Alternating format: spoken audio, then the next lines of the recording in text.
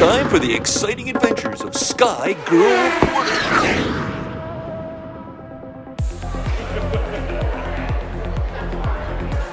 Hey guys, welcome back to Sky Girl Reporter, and I got press passes to WonderCon, so let's go check it out. Recently, I got press passes to WonderCon. I interviewed so many amazing people that I couldn't put them all in one video. So for my first video, I'm going to focus on science fiction. Today, I'm interviewing Michael Biehn, the star of the Aliens and the Terminator. And I'm also going to be interviewing award-winning director Nicholas Meyer, director and writer of classics like Star Trek 4, Star Trek 6, and fan favorite Star Trek 2, The Wrath of Kahn. And lastly, I have a surprise special guest, one of the few living actors to appear on the original Star Trek series. Stick around to find out who it is. I'm here with Nicholas Meyer, and I'm going to be interviewing him. What do you do? I write and direct movies, and I write novels. I write Sherlock Holmes stories. What are some of the movies you've done? I did a movie called The 7% Solution, which is a Sherlock Holmes story. I did Star Trek II, The Wrath of Kahn. I did Star Trek VI, The Undiscovered Country. I did The Deceivers with Pierce Brosnan for Merchant Ivory. I did The Day After, which is the most watched movie ever put on television, which was 150 million people watched it in one night. That's really cool. What's your favorite part about doing that? I like working with people. I like working with a team and collaborating. It's fun. Making a movie is very tiring. It's very stressful. But if you have good people around you, it can make the process a lot more enjoyable. And by the way, the other people contribute to what makes the movie good. If you have good costumer, good cameraman, good scenic designer, they all help. But you get the credit because it says directed by. Can you tell me a little bit about the Star Trek movies and how it was making it? Well, the first Star Trek movie, which was The Wrath of Kahn, I wound up writing the script from 5 other scripts that they had tried to get a movie out of. And so I kind of mixed them all up together and wrote the dialogue. And it was pretty fun because in a way, nobody was paying much attention to me from the studio, so they kind of left me alone because it wasn't very important. It didn't become important until it was finished. And it was fun. They're making movies is either horrible and torture, or it's the biggest set of electric trains that any kid was ever given to play with. What's the difference between making the movies and writing them? That's a very good question. Writing is lonely. It's just you. And you can do anything you want because you're only answerable to you. When you're making a movie, there's people writing checks, and you're answerable to the people writing checks. You're answerable to what kind of weather it is. You're answerable to the actors and what makes them happy or not happy. There are a million moving parts to directing a movie, but there are very few moving parts to writing a movie. Sometimes you're writing with a team, but I don't do that a lot. It's usually just me. So when I'm finished writing, I'm really wanting to be with people, and making a movie is being with people. But by the time I'm finished making the movie, I'm tired of being with people and I just want to go to sleep. Do you have a favorite actor that you worked with? Oh, what a good question, and what a difficult question, because I've worked with some terrific actors over the years.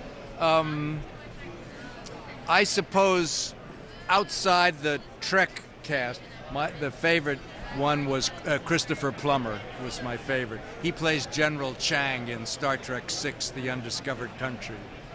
Many people consider Star Trek 2 the best Star Trek movie. What do you have to say about that?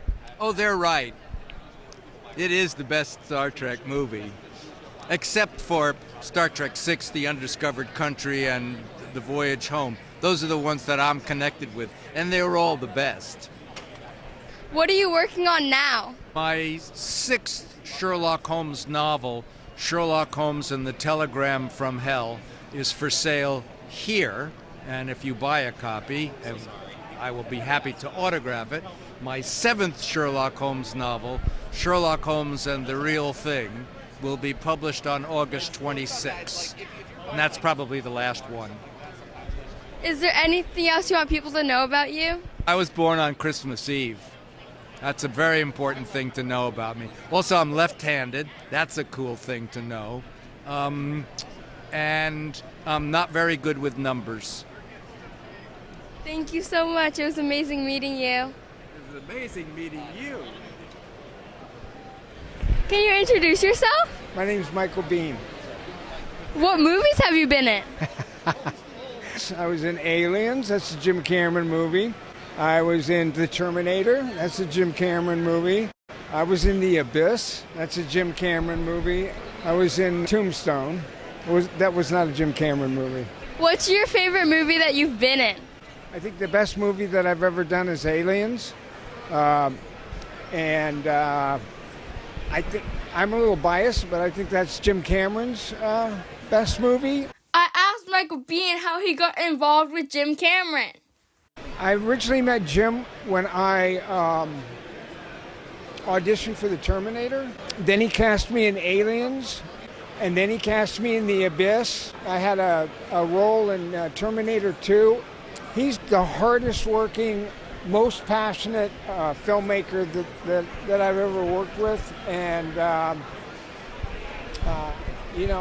he's all tied up with Avatar now.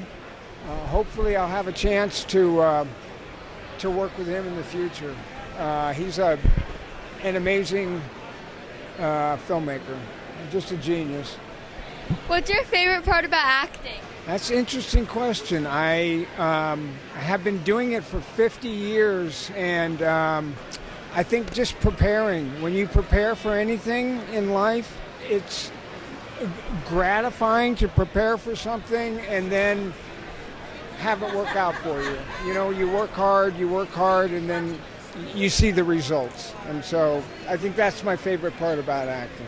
How was it working with Arnold Schwarzenegger? He didn't talk very much in the movie, so we didn't have to run lines or anything like that.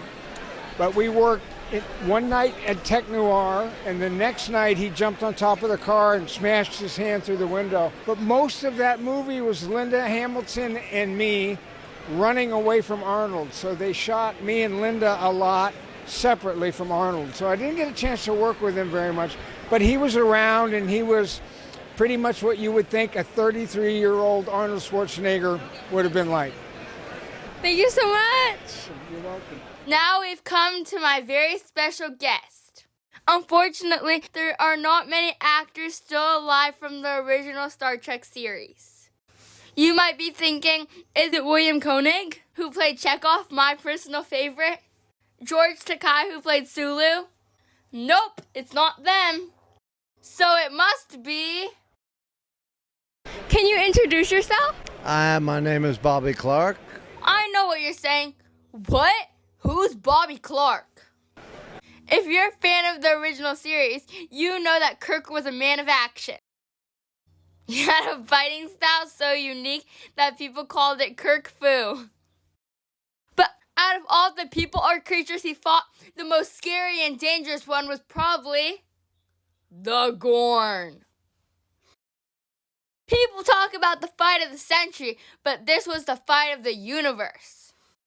You can still see him on t-shirts and lunchboxes. This character was so famous that they made action figures after him. At WonderCon, I got to sit down and talk to the Gorn.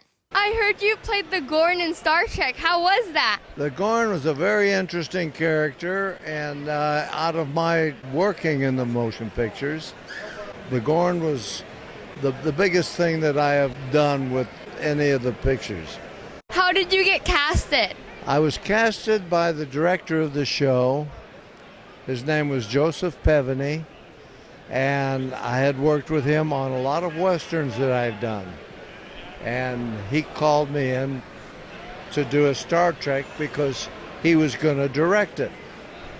And I went to see him and became the Gorn.